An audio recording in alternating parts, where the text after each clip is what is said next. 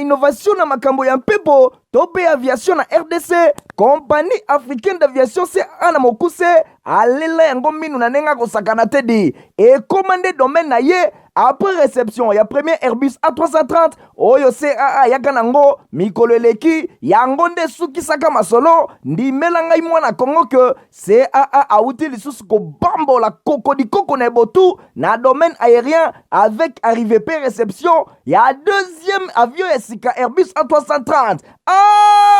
Airbus A330 deuxième frappe yango yo ya mokwake na mapate RDC ya boebondi melangai ke mon côté na terrain po ezala nanu te et comme il est lontimba na nzuzi veut dire mapasa Airbus A330 ba avion ya mokwake ya liboso yaka yango yo bozwa lix eza nango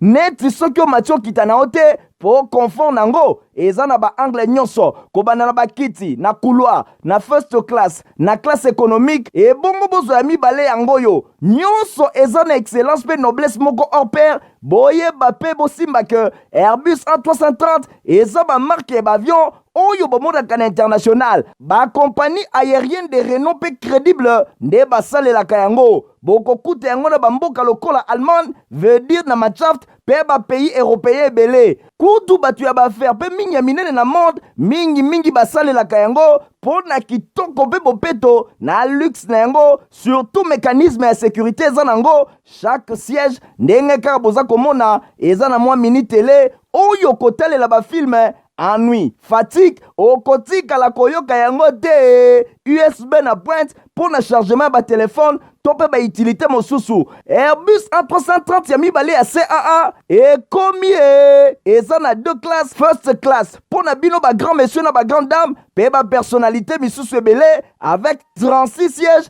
classe économique pezali pour na bino bosalaka ba faire pe bato nyonso ba amoureux ba voyage avec 267 sièges mokoka sala voyage dans ba meilleures conditions ndenge nanu ezala te avec Airbus A330 ya mibale ya CAA avion ya sika oyo uti kokoma ekwei deja na mabele timba na nzuzi lelo mibale moko te na Congo bana Congo pe bapaya basepeli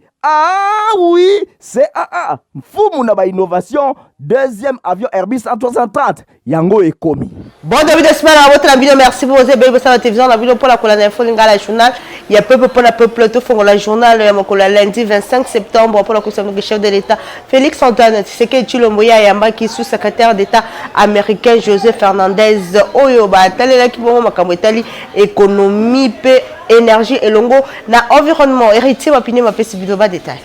Chef de l'État Félix Antoine Tshisekedi Tshilombo a yambaki na audience vendredi 22 septembre 2023 na New York José Fernandez Oyazali, sous-secrétaire d'État américain en charge de la croissance économique, énergie et environnement. Ba échange na bango et tournaki mingi autour de la concrétisation ya protocole d'accord Oyazala qui signé mikolo eleki entre RDC, Zambie et Longona États-Unis d'Amérique pour la production ya ba précurseur ya batterie na République démocratique du Congo pe transformation locale ya ba minerais stratégique bosimba ke ba discussion oyo azalaki bongo associé Jekamine ezalaki pe mingi porté na exploitation ya ba métaux mosusu précieux lokola cuivre, cobalt, gallium, palladium pe lithium bosimba ke enfin diplomate américain atalisaki posa pe soutien ya ba États-Unis d'Amérique pour la restauration na kimia pe stabilité na est ya République démocratique du Congo bosimba ke masolo ya chef de l'État Félix Antoine Tshisekedi Tshilombo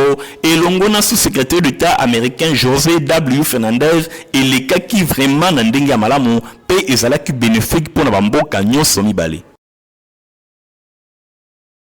Tout d'abord, ma sœur a signé pour l'ensemble que président de la Commission électorale nationale indépendante, Sénina Mokoussémo Lamboka, Denis Kadima, il y a clôtura qui série à cadre de concertation où ils ont organisé Boeba qui na salle spectacle il y a parlé du peuple et Longona ba composante il y a Bassi ba jeune pe ba personnalité vivant avec handicap ils ont qui bongo ma solo ils ont qui bongo on a parlé du peuple Stéphane Skandé héritier ma pini ma pessimino ba détail.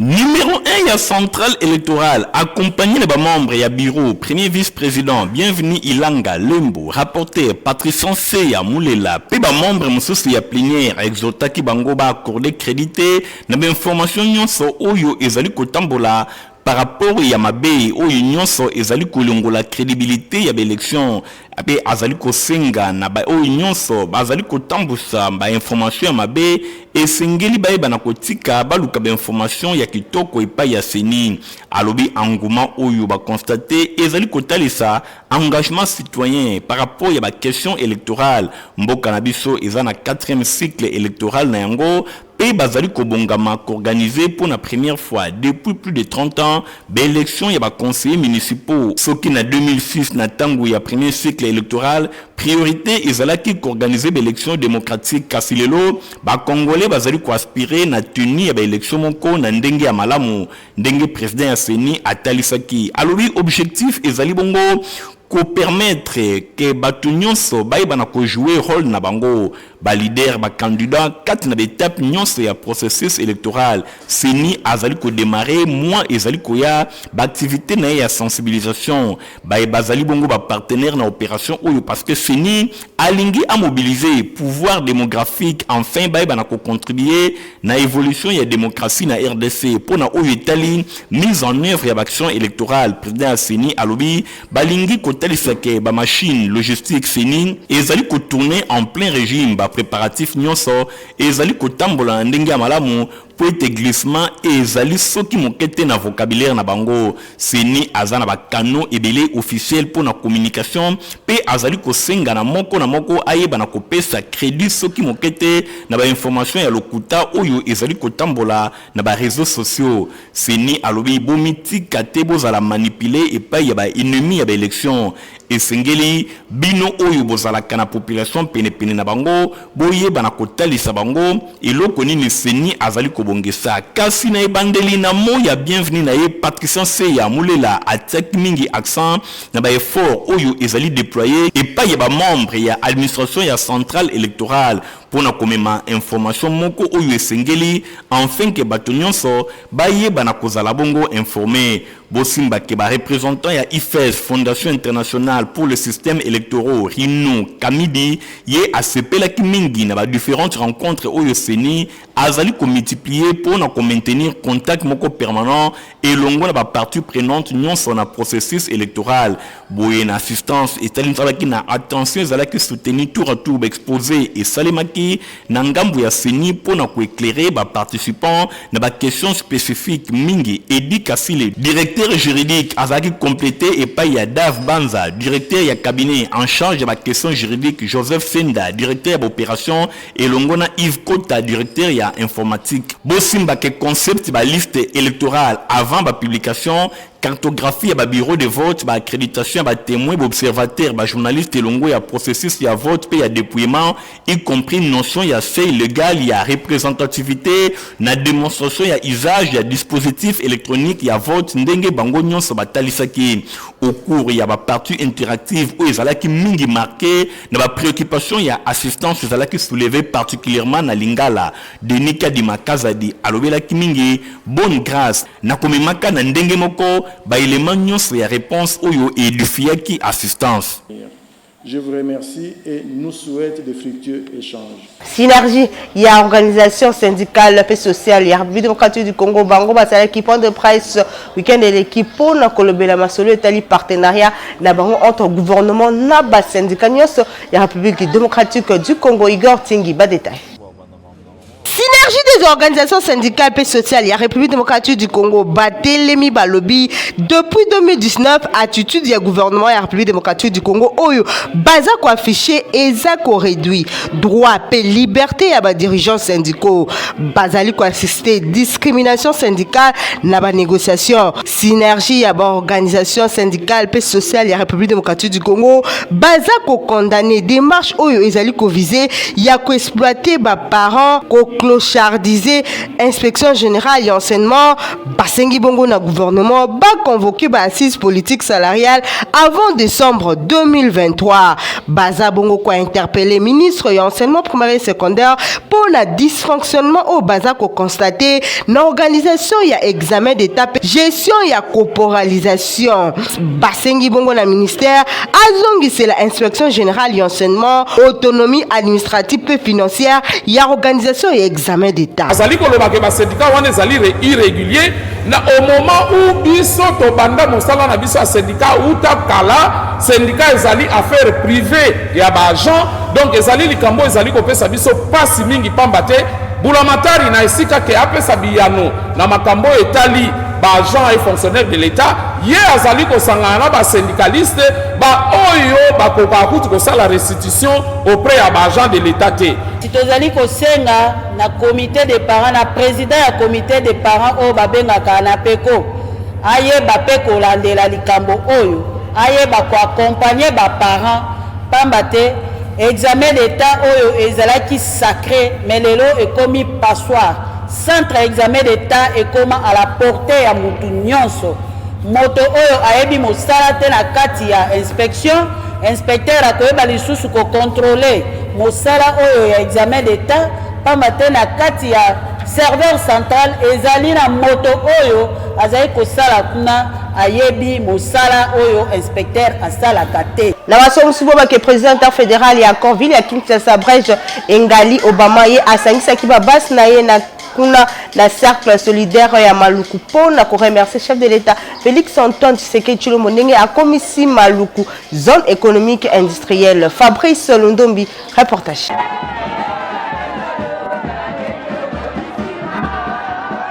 Cercle solidaire na commune ya Maluku eyindaki na ndenge ya kosakana te bino moko botala Maluku mobimba ekweyaki espace ekomaki muke ezalaki unyati moninga senga pardon pona nini Brège Engali Obama mwana commune ya Maluku ya solo yende asangisaki base na ye na commune ya Maluku pona kopesa chef de l'État Félix Antoine Tshisekedi Tshilombo merci na ndenge zone économique industrielle esalemi kuna na commune ya Maluku pe inauguration ya usine ya ba caro et salimaki kuna bosimba ke population ba yaki vraiment ebele pambate Brège Engali Obama azali président interfédéral ya parti politique babengi Alliance des Congolais pour les renouveaux accord na mokuse ya autorité morale Jacques Ikung tomonaki pe présence ya secrétaire général adjoint ya accord mwana mboka Justin Bouchabou oyo ayaki wana botala pendenge ayambamaki azwaki maloba pona kotalisa misala malamu pe ya makasi oyo Brège Engali Firi Obama azali kosala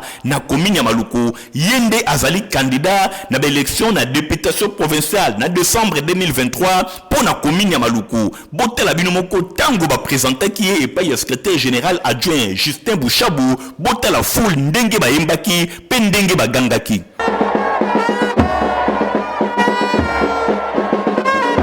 Bosimba ke Brège Engali Firi Obama yemoko azwaki maloba pona ko expliquer bana Maluku azali candidat na députation provinciale pona commune ya Maluku. Provinciale ya Maluku ezali pa ya Brège Engali Firi Obama mwana ya ba mama matembele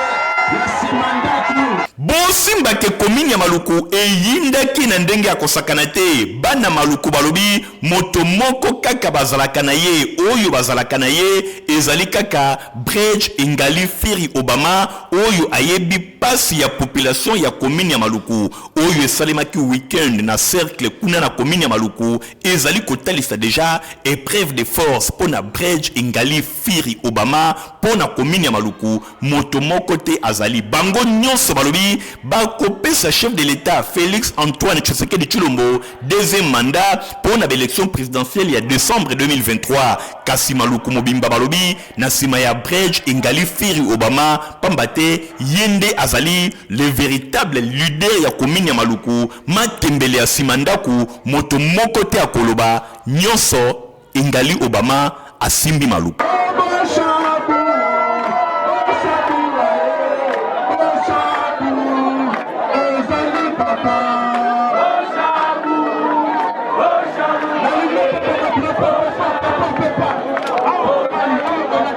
Secrétaire national ya Ligue de Jeunes ya IDPS Tshisekedi Juju Okako akitaki weekend eleki kuna na quartier Ngomba ki kusala Ngaliema pona kusola na base na ye sima na ye Igor Tingi.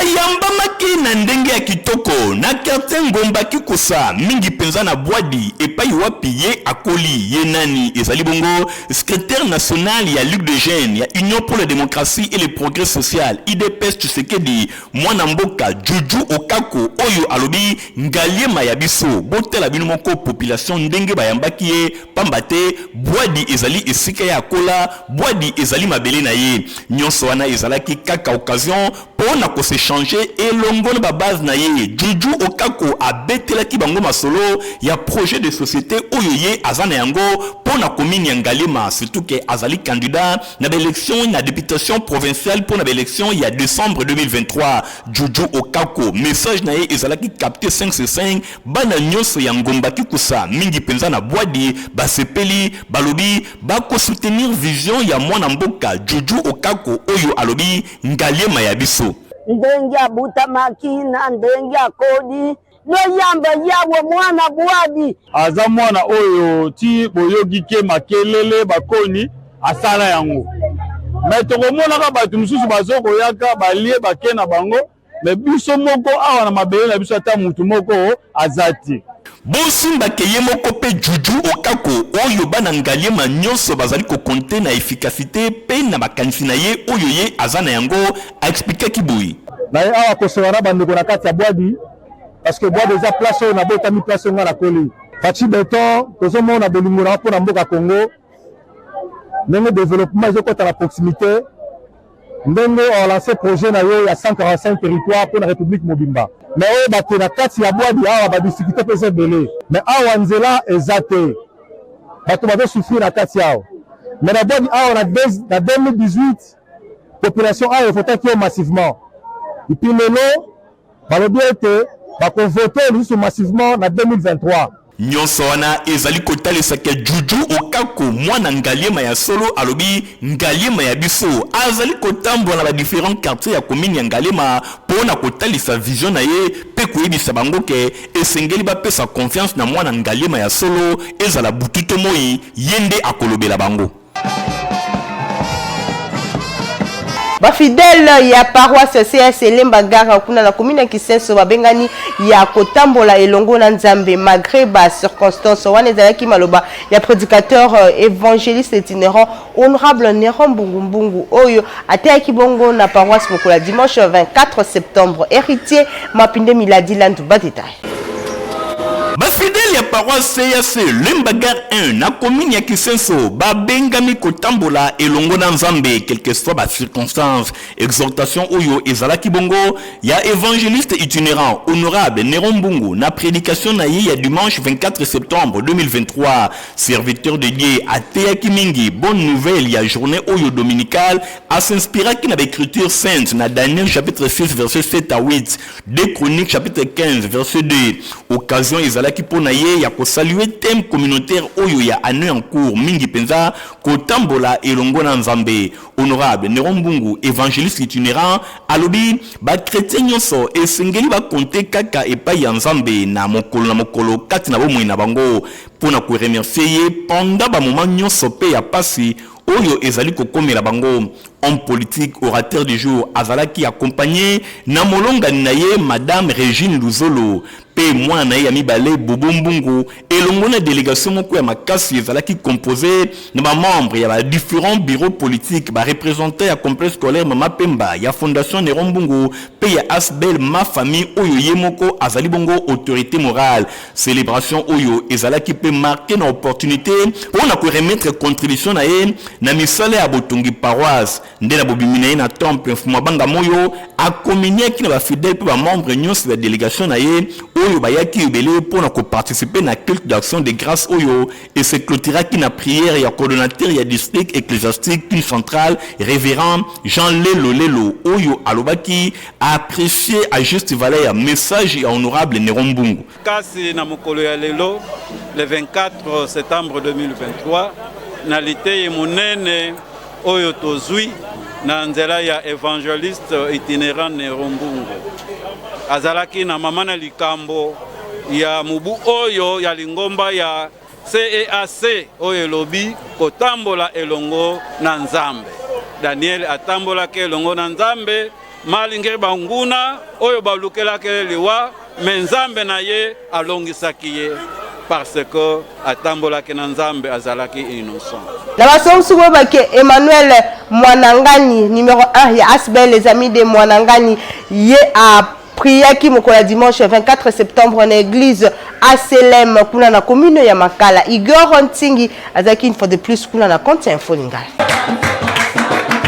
Week-end ezalaki très chargé pour Emmanuel Mwanangani Mayemba oyo azali numéro 1 ya Asbel les amis de Mwanangani Mayemba AMM na Mokuse pe azali cadre na parti politique babengi Rassemblement des démocrates tshisekediste ya mwana mboka Sylvain Mutombo bosimbake akitaki bongo na paroisse o babengi Assemblée chrétienne le Kamini la foi kuna na commune ya Makala epai wapi bayambaki na ndenge ya kosakana te bilongo kobotala milulu ndenge elekaki lokola chrétien ya solo Emmanuel Mwanangani Mayemba basalelaki ye prière pambate ba ambition na ye pona makambo ezali koyaba élection ya décembre 2023 azali candidat na députation provinciale pona commune ya Makala yende akumbi mokumba ya bana commune ya Makala basalelaki ye prière ya kafu epai ya basali na Nzambe ya église ACLM pena mbala moko ba présentaki ye na maloba na ye atalisaki vision na ye ya développement pour na commune ya Makala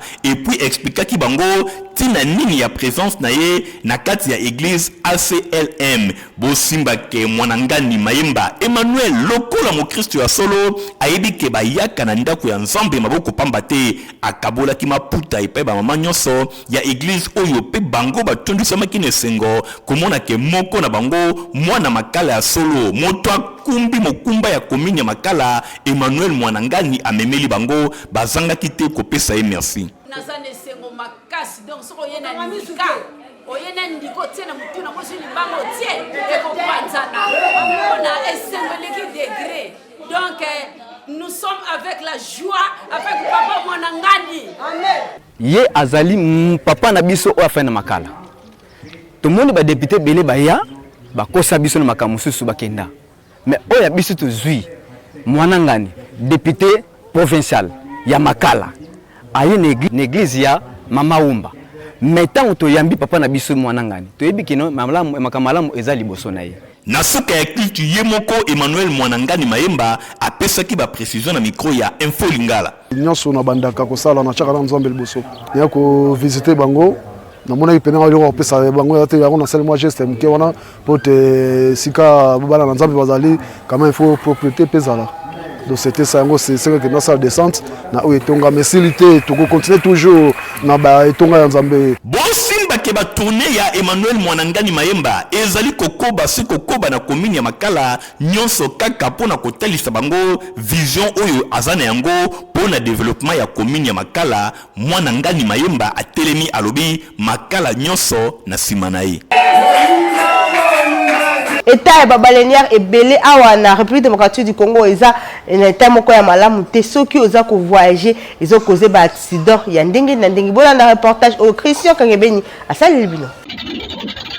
na ba République démocratique du Congo oyo soki nanu voyager na yote kokanisa kutu te ke esi osilisi komona po air moko elekaka na Congo ezande suka na bimangu balenia oyo boza komona boye babengaka yango dakadaka kasi okokamwa pe okotuna ngai pona nini dakadaka kombo yango neti lipasa ya mashini madoda papier yokana nuso oyo omoni esika kombo ya dakadaka euta son ya moteur nango soki eza kotambola esalaka kaka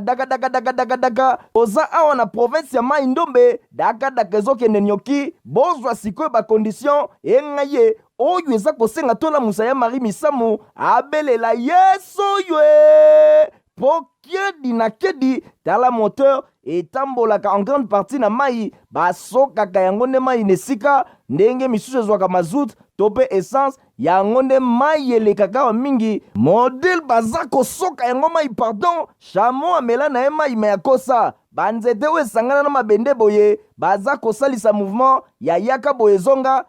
telemisa moke ningisa kuna nde yango gouverner to volant nango sikoyo tala commandant de bord yeyo avandi na fenêtre ye miso ezalaka se libanda kasi maboko abalolaka ya gouverner na kati botala singa ona fenêtre nde esika sapuyaka na système ya baresi ya 207 ndenge bakoma komidiembika bacorde na baportière basilisa babiro de soki mpe babiro 5 mayele kasi bo imagine corde oyo kanangi ekatani modèle commandant de bord akobeta mama na kilbit nebale kasi lokola bayebi na bango mai nde peut-être ekobikisa ye kasi pasi ekozala soki akweleli bapirogue boza komona mipanzi kote oyo na likolo batu bavandi sans inquiétude likama ezolobela bango ate eloko te kote oyo mopanzi kwanga eza kolia masample nya neti mboka mokonzi azalaka te basi na mibali me baza koyokisa kwanga nzoto pasi po modele baza konyema yango pardon bolukela yango kombo bamisusu kote oyo bazolamba na bango sans problème na bambabola na kati awa bozozwa sikoyo kumanima veut dire nzongo inene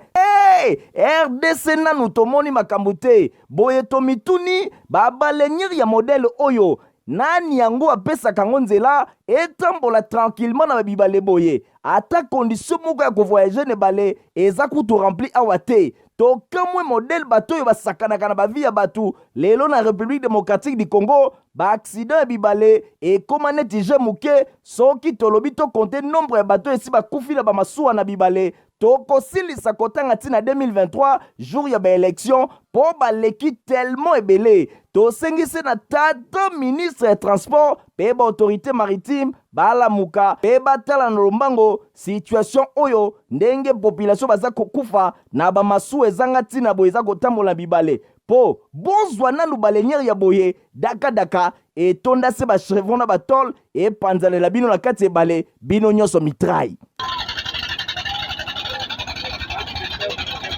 Diaming eza potopoto ya bana mboka eza repas moko complet kati na yango okokuta protéines, vitamines pe énergie. Stéphane Skande, reportage. Une génération a une autre choix ya potopoto Diaming et tikali na top. Ngai nakolisa bana na ngai na Diaming. Bana na ngai pe bazali kokolisa oyo ya bango bakoko na ngai kaka na Diaming. Diaming ezali potopoto ya kitoko pe elengi esalemi na bana ya mboka. Consommons congolais.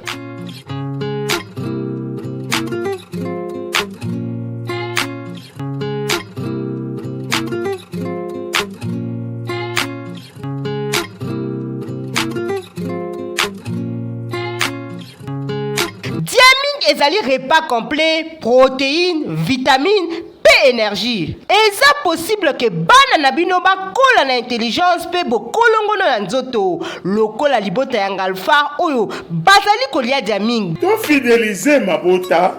na bana na biso na Diaming, Léa Otonda, d'une génération à une autre.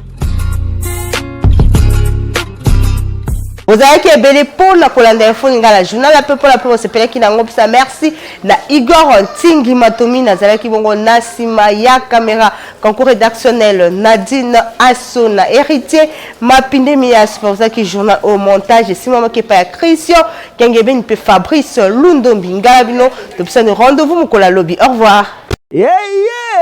Innovation na makambo ya mpepo tope aviation na RDC compagnie africaine d'aviation c'est ana mokuse alela yango minu na nenga kosakana tedi et commandé domaine na ye après réception ya premier Airbus A330 oyo CAA yaka nango mikolo eleki yango nde sukisaka masolo ndimela ngai mwana Kongo que CAA auti lisusu ko bambola kokodi koko na botu na domaine aérien avec arrivée pe réception ya deuxième avion esika Airbus A330